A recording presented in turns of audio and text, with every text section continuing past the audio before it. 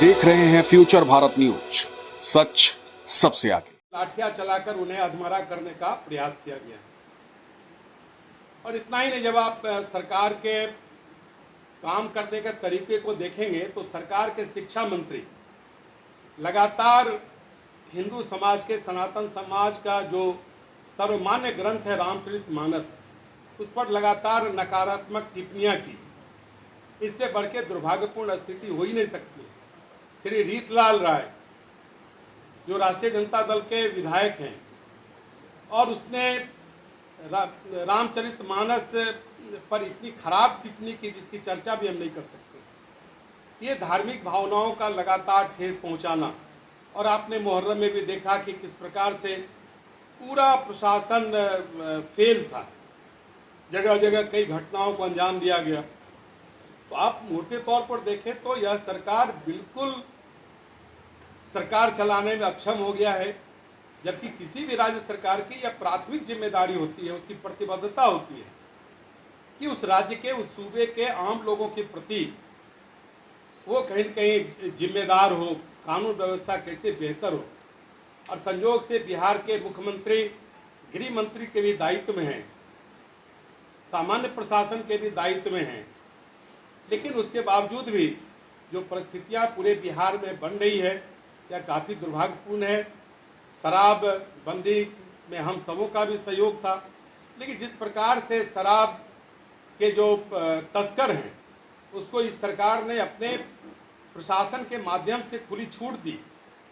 सिवान में, मशरक में सैकड़ों लोग मारे गए, और आज पुलिस का काम सिर्फ शराब माफियाओं के साथ साठगांठ करके उन्हें तस्करी के लिए बढ़ावा देना। लेकिन जो मूल काम पुलिस का है कि कानून व्यवस्था को बेहतर करेंगे, इस दायित्व से जो पुलिस प्रशासन है बिल्कुल अलग हो चुका है।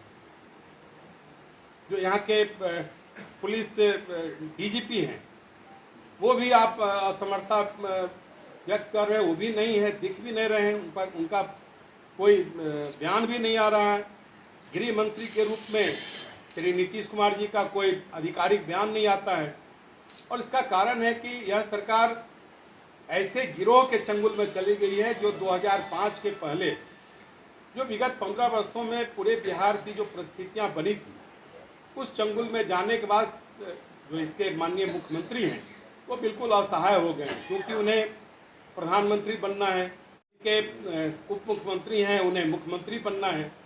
श्री लालू प्रसाद जी इस समीकरण के लिए लगातार प्रयास कर रहे हैं, और जो बिहार के मुख्यमंत्री हैं वो लगातार राजनीतिक पर्यटन करके विपक्षी एकता के नाम पर पूरे बिहार को वो अपराधियों के हवाले कर दिए हैं, राष्ट्रीय जनता दल के हवाले कर दिए हैं। और राष्ट्रीय जनता दल के बढ़ावा देने के कारण आज जो अपराधी तत्व हैं उनका मनोबल बढ़ा है। ये पूरे बिहार की स्थिति है। पूरा बिहार आज जल रहा है अपराधियों के तांडव से, लेकिन सरकार सोई हुई है। इस सरकार को रहने का एक दिन भी अधिकार नहीं है। यही हम इस प्रेस कॉन्फ्रेंस के माध्यम से आपको कहना चाहें। लगातार जो घटनाएं हुई और जिस प्रकार से भारतीय जनता पार्टी के कार्यकर्ताओं पर जानलेवा लाठीचार्ज किया गया, प्राथमिकी दर्ज हुई, तो इन सारे मुद्दों को लेकर, जो बिहार में अपराध चल रहा है उन मुद्दों को लेकर कल सम्राट चौधरी जी जो हमारे प्रदेश के भारतीय जनता पार्टी का अध्यक्ष है, उनके नेतृत्व में हम सब महामहिम राज्यपाल महोदय से मिलकर 25 लाख हस्ताक्षर से युक्त ज्ञापन उन्हें सौंपा है और उनसे मांग की है कि बिहार की सरकार को रहने का अधिकार नहीं है, बिहार की सरकार को जाना चाहिए, या जो बिहार जल रहा है उसको, बिहार को वो बचाने के लिए जो भी संवैधानिक आवश्यक कदम है महामहिम राज्यपाल महोदय वो उठावे। हम सब मिलकर उन्हें ज्ञापन देकर इन सारी मांगों को क्या राष्ट्रपति को भी भेजेंगे, राष्ट्रपति का लागू करने के लिए डिमांड करेंगे? नहीं, देखिए, हम सबों ने महामहिम राज्यपाल महोदय को ज्ञापन के माध्यम से जो बिहार की परिस्थिति थी, पूरे परिस्थिति का संक्षेप में चित्रण करके उन्हें बताया है। अब महामहिम राज्यपाल महोदय निश्चित तौर पर जो बिहार की स्थिति है, हमारे संवैधानिक प्रधान हैं, और जो राज्य की स्थिति जितनी बिगड़ गई है वो आवश्यक कदम उठाएं, इसके लिए हम सब ने उन्हें आगे। जैसे कि आपने कहा कि बिहार में अराजकता का माहौल है, तो क्या बीजेपी की क्या रणनीति होगी आने वाले समय में? देखिए, आने वाले समय में जो 2024 का चुनाव है, 2025 का चुनाव है, उसमें केंद्र और राज्य की जो वर्तमान सरकार है, जो वर्तमान हमारी केंद्र में सरकार है, पुनः 24 में हम सब नरेंद्र मोदी जी के नेतृत्व में कैसे पुनः आवे, और 2025 में जो ये महागठबंधन या जिसे इन्होंने INDIA का नाम दिया है, वो फिर बिहार में प्रयास करेगा कि उसकी सरकार बने। तो हम सब बिहार की जो जनता है, जो महान जनता है, जिसके गठबंधन सरकार ने अपना 1 वर्ष का कार्यकाल पूरा किया, और विगत 1 वर्ष के कार्यकाल को देखेंगे तो आंकड़ों से बहुत स्पष्ट है कि प्रत्येक दिन औसत 10 लोगों की हत्याएं राज्य में हुई है, और राज्य पूरी तरह अपराधियों के चंगुल में चला गया।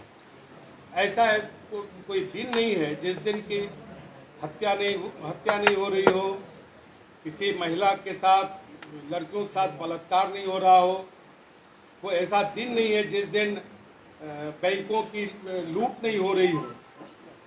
और इसके साथ साथ जब आप नज़र डालेंगे कि यह सरकार 10 लाख नौकरी का वादा करके आई और किस प्रकार से शिक्षकों को छला गया।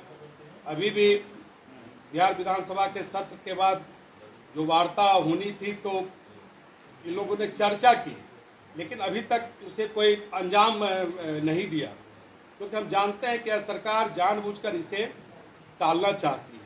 और आपने देखा होगा कि लगातार दलित समाज के महिलाओं के साथ, लोगों के साथ लगातार दुर्व्यवहार की घटनाएं हुई, बेगूसराय में हुई है, और भी जितने करीब कई महत्वपूर्ण स्थानों पर दलित समाज के लोगों के साथ दुर्व्यवहार हुआ है।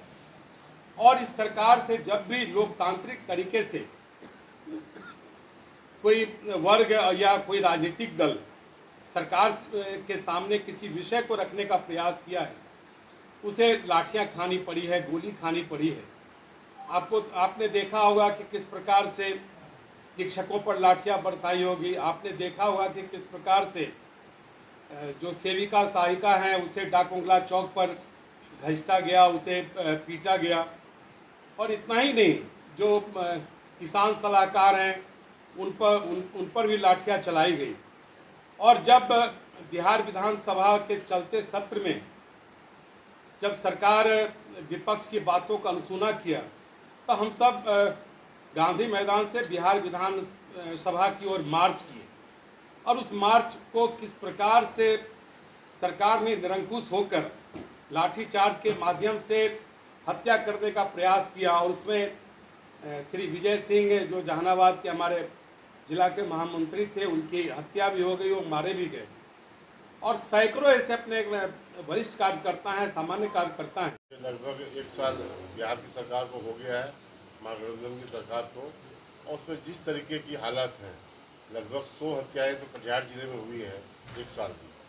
विभिन्न क्षेत्रों में विभिन्न राजनीतिक दल के व्यक्तियों की हत्या हुई है, और लगातार, और जिस तरीके से बैंक को लूटा जा रहा है, जिस तरीके से आम जनों का जीना मुहाल है। ये महागठबंधन सरकार जब से आई है, मुख्यमंत्री नीतीश कुमार जी जिस वोट के साथ NDA से चुनाव जीत के 2020 में आए थे, जिस तरीके से लोगों के साथ धोखा किया उन्होंने, और 1 साल से लगातार महागठबंधन की सरकार में लोगों का जीना मुहाल है।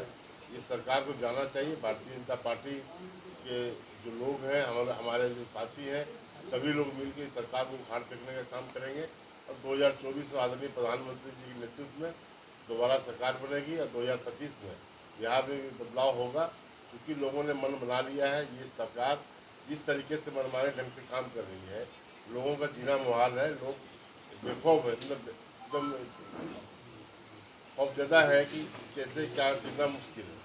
ये सरकार को जाना चाहिए। लोग चिंतित हैं, लोगों की जान माल की रक्षा सरकार नहीं कर पा रही है। भारतीय जनता पार्टी मांग करती है, आदरणीय राज्यपाल को भी ज्ञापन दिया गया, राज्यपाल महोदय इस पर विचार करें, और ये सरकार को विदाई होनी चाहिए। एक विपक्ष के बेहतर भूमिका में अपने को स्थापित करने का प्रयास किए हैं। हम बिहार के मतदाताओं के सहयोग से 2025 में भारतीय जनता पार्टी और एनडीए की सरकार बनाने में सक्षम होंगे।